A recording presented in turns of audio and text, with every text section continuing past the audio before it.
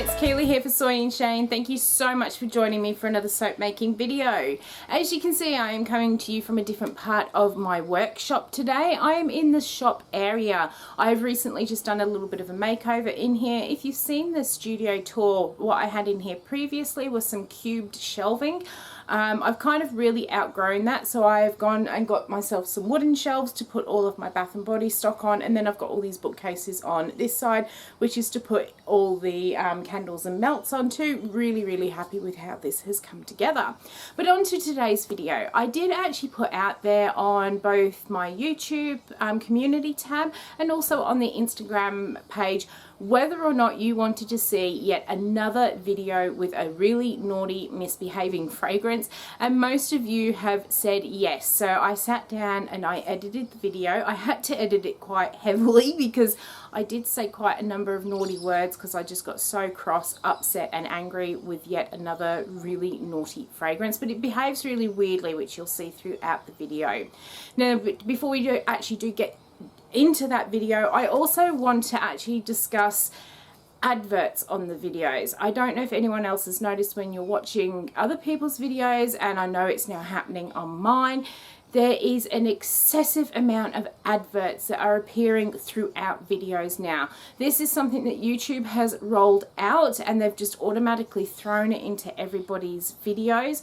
And basically what they're doing is any video that's over 8 minutes, they are putting mid-roll ads throughout them, and they're just thinking, or their sort of computer thing thinks where it is best to place them.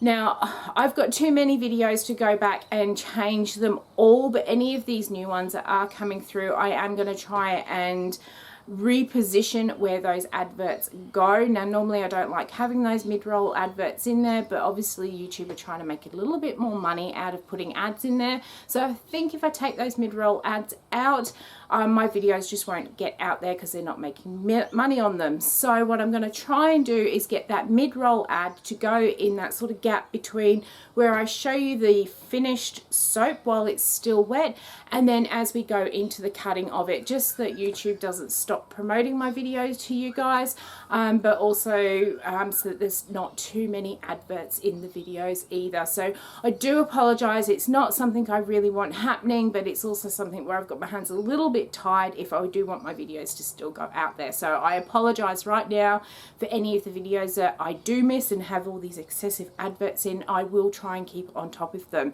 But with that being said, let's go and jump into seeing just what this fragrance oil does.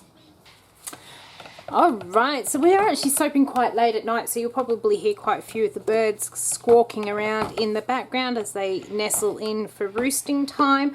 I am going to pour my lye water solution into my oils here. I'm going to give it a very quick mix just to bring it to emulsion, and then I do have a few colours that I'm hoping to split this one out for.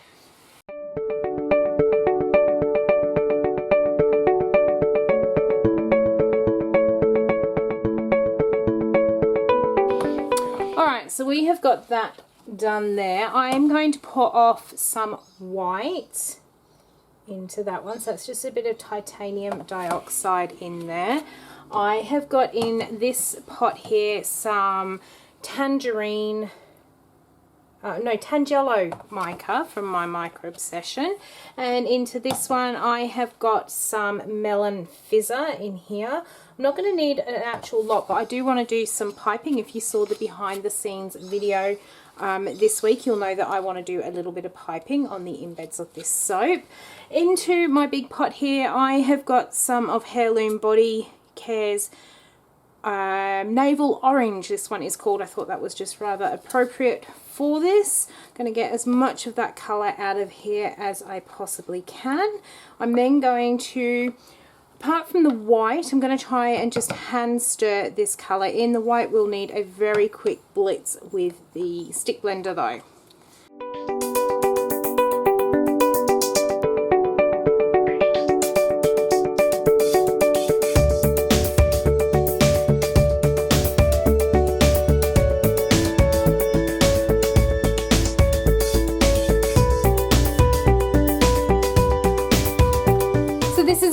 fragrance oil today. It is one of the Aussie Soap Supplies ones called Mandarin and Mango. It has notes of mandarin, tangerine and mango, and that is all it says, but it says it's happy, refreshing and uplifting, and it does have that really bright citrusy sort of smell to it. I'm just going to pour that much in here for now. I did do a tester with this one, and it was one of those that really thinned out and then started to move quite quickly, but I am kind of hoping I may get just a little bit of time for some drop swirls in here. It's looking nice at the moment. I am going to risk it and put some in each of those as well. Give it a quick mix, get the mold, and we're going to start pouring and hopefully do a drop swirl with the colours.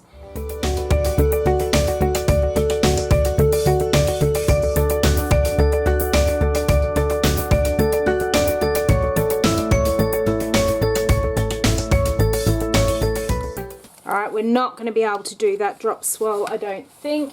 I am going to still try and attempt something. This is what I mean. It goes really nice and thin and then it starts to move quite quick. I mentioned in another video that I've noticed with these Aussie soap ones that if they do go thin, be prepared to work quite quick with them because they do tend to speed up their trace as well. So I'm going to get these poured in. We'll probably put a hanger through here. I do want to keep some of that green back for a little bit of piping. This orange has gone really quite solid here, but we will make do. Let's get this in.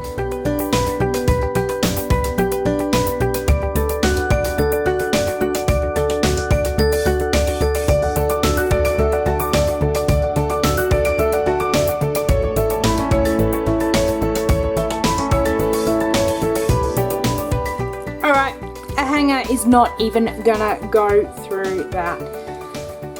Alright, so a hanger is not gonna go through. This orange has now set up absolutely solid. The white is still runny.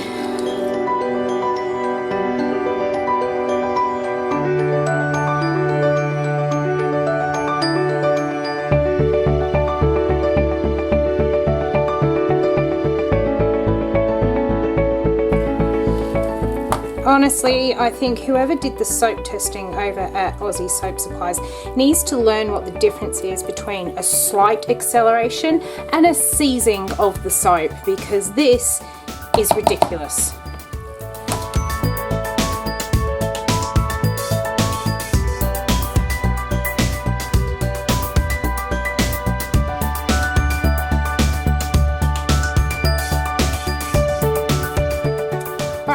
Got all that soap into this soap mold. I am really unimpressed with it. I couldn't even get the hanger or a chopstick through it. I know it's going to be full of air pockets. Really weird though, because the white stayed nice and fluid, which from everything I know about soap making and have experienced about soap making in the past, the white should have seized up before any of the colours actually seized up. When I did my testing, I did my testing at 32% water. I actually upped this to 35% just to try and give myself a little bit more time, and that quite clearly didn't work. I have got all these embeds to put onto the top of them, but I am just so reluctant to put them on because they did take me quite a while to actually make them, and I don't want to put them on if they are not going to be pretty. What I am going to do, because the other thing is they're not going to stick on this, so even if I put the embeds on, they're just going to fall straight back off, so there's no point putting them on this now.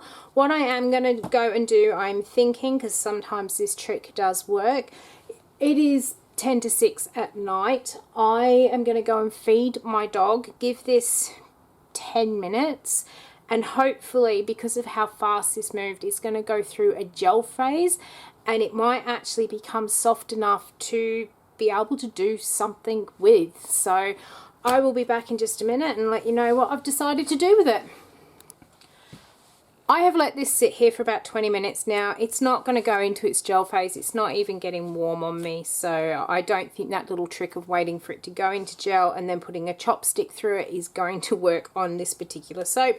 So it's not going to be the prettiest one on the inside, but you know what? It is still going to be soap. But because I am not very confident that this is going to be the prettiest of soaps, I have decided to actually save my embeds for another soap later on. So I had some little mandarins here. I was going to use some of that green to pipe some tiny little leaves on the top here, but that green is so heavily set up I can't even pipe with it. And then I've got these little mango pieces as well. There are a couple of sort of mango inspired fragrances out there I could save that for, and there's always some sort of orange or mandarin fragrance floating around that I can add those for, but I'm definitely not going to waste them on this soap because I honestly don't know what it's going to look like on the inside. It could be a soap where I end up pre-batching. It doesn't happen very often, but if it really is that bad, I will end up rebatching this one. I don't want my top to be completely plain on this because if by some miracle it is nice on the inside, I would like a bit more of a textured top here. I can feel just how hard this soap is, and it seems to be patches of it. It's not consistently hard all the way through. It's like bits of it are hard. It's really weird.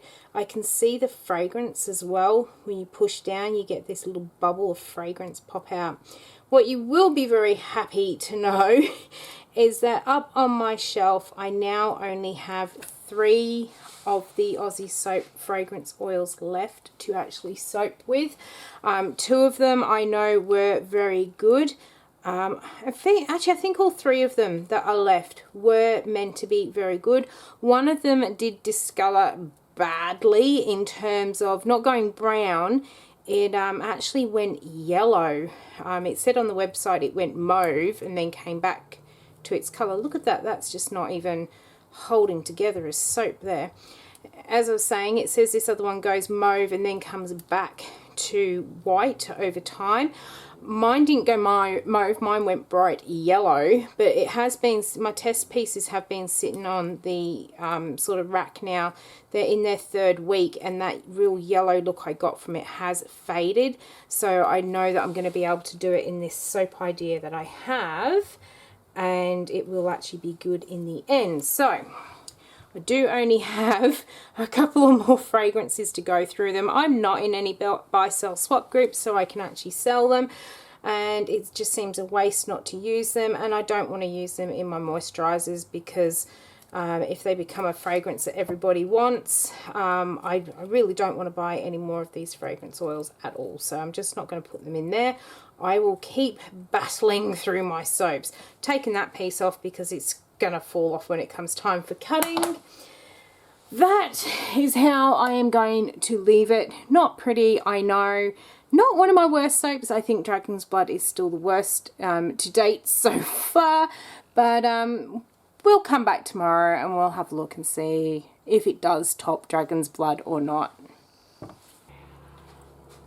Let's cut into this soap and see just how bad it really is. I actually don't have as many air pockets on the side as what I thought I was going to actually have, so it'll be interesting to see the inside of this one as well. The fragrance isn't nearly as strong as when I first actually put it into this soap.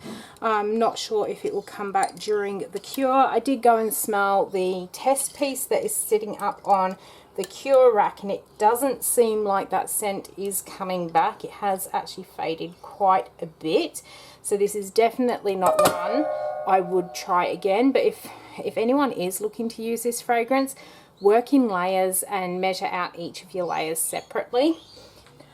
So I'm not sure how I actually managed to fluke this every time, but it really isn't as bad as what I thought it was going to be. I honestly thought I was going to have just masses of chunks of colour through here because there was no way I was going to get even a chopstick or a hanger through this. It was completely and utterly seized, almost like when I did that Dragon's Blood soap from way back when.